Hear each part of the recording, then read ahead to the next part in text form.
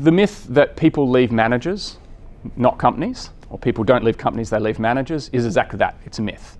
It's a myth not because it doesn't have a kernel of truth. It does. Managers matter, but they don't matter as much as leadership, and they don't matter, most importantly, as much as development opportunities. If you want to have people stay in your company, you need to focus on the development opportunities and then focus on the management. So we looked at teams where we had 8 or more people, and we looked at across them 175 different companies. And we looked at commitment to the team and commitment to the company.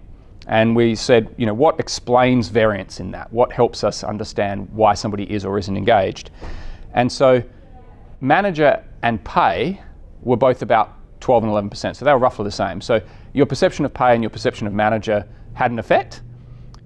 Leadership was 28%, so almost 3 times as high.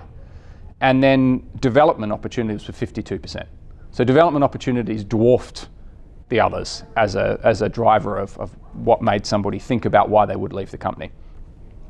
So if you then go to the next level and say, well, what about good managers versus bad managers? What we looked at is we split all of those into 2 different cohorts. So we looked at people who were above average and below average, and we wanted to look at what difference does it make? What difference does your manager make in a good company or in a bad company? And what was really interesting is in a company where you have below average development opportunities, the difference between your commitment in having a bad manager or an average manager is 0. Exactly the same. So we get the same score as 35% for people with good managers and bad managers. And what that's telling you is the fact that you have poor development opportunities is overwhelmingly the thing that's affecting the way you think about stuff.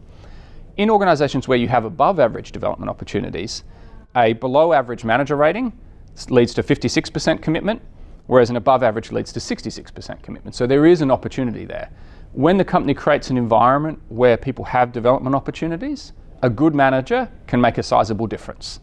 Where a company has poor development opportunities, it's not the manager that's the problem. You've got to create the development opportunities first.